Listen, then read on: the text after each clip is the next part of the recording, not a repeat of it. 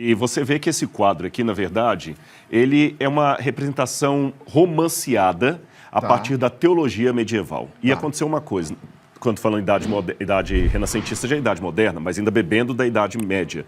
Eles não tinham muito contato com as terras bíblicas, a arqueologia não existia como ciência nessa época. Então as pessoas retratavam Cristo de acordo com as tradições religiosas da Europa. Entendi. As próprias feições de Cristo, por exemplo, não são as feições de um judeu, mas de um europeu. Aqui embaixo você tem um crânio, que segundo a tradição seria o crânio de Adão, porque acreditava-se que Jesus morreu no Calvário e Adão estava sepultado embaixo, então o sangue de Cristo batizou Adão. A Bíblia não fala isso. Então aqui você tem uma visão romanceada. E vários quadros como este sempre trazem um Jesus mais criado pela piedade popular. Quando a arqueologia surgiu, ela começou a mostrar o Jesus de raízes realmente do Oriente Médio, com uma atenuante, um Jesus realmente judeu. Porque nessa época, bem antes de Adolf Hitler, já havia uma grande propaganda antissemita em toda a Europa. Ser cristão era não ser judeu. E tudo o que a teologia queria fazer era mostrar que Jesus não era judeu.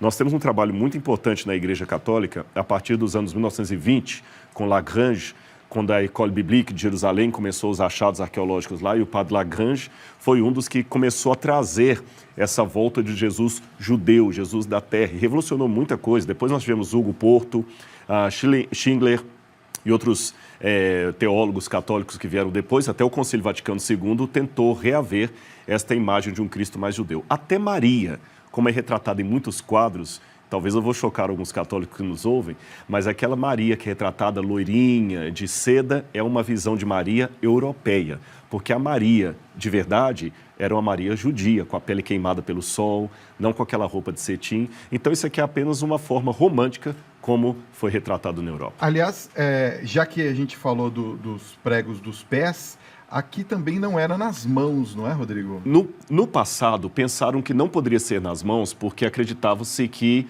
o corpo rasgaria, tá certo? Com o peso. Só que isso também foi um outro mito que criaram, porque olhando esteticamente parece que não. Porém, foram feitos alguns testes, inclusive com cadáveres, e percebeu-se que o corpo não rasgaria como se pensava. Então, foi na mão mesmo? Provavelmente, pode ter sido ou aqui, ou na mão, porque nós temos uma abertura aqui, né? Aquele médico que esteve aqui, o Dr. Lee, explicaria muito melhor do que eu isso aqui. E, além disso, tudo indica, por algumas descrições judaicas, romanas, que havia um pequeno banco aqui chamado sedícula, onde a pessoa apoiava uma das nádegas. Então, podia ser que ele ficava com os dois pés, um com um prego de cada lado, ou do lado assim, e ele se apoiava naquelas nádegas, de modo que o peso do corpo não ficava na mão. Ou seja, eu tenho a possibilidade dos pregos terem ficado no punho ou na mão, porque Yad, em hebraico, significa daqui para cá. A gente traduz por mão, mas toda essa parte. Entendi. E não tinha também a parte que cobre provavelmente eles estavam nu. Estava provavelmente nu, nu. Bem provavelmente era uma maneira de se ridicularizar. Ridicularizar, potencializar. A coisa era tão severa, só para você ter uma noção, os banheiros públicos romanos, eu já tive em vários deles, já escavei banheiro público romano em Clunia, na Espanha, em Israel nós temos, na Turquia, em Éfeso. As pessoas, os homens sentavam do lado um do outro. Para a nossa cultura, é estranho isso. Mulheres e homens? Não, mulheres separadas, só os homens.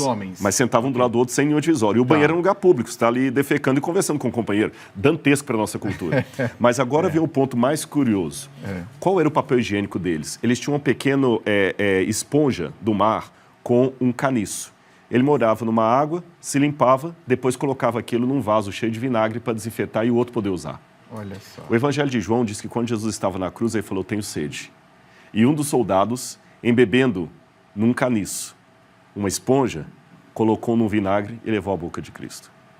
Quer dizer, a representação era exatamente dessa. Exatamente. Ainda que aquele soldado tivesse movido de alguma compaixão pelo Filho de Deus, ele colocou na boca de Cristo, traduzindo em linguagem moderna, um papel higiênico tirado da latrina. Meu Deus. Então você vê a humilhação que foi a cruz. Você vê o nível, né? Ele está contando isso para vocês prestarem atenção no nível da humilhação, né? Exatamente.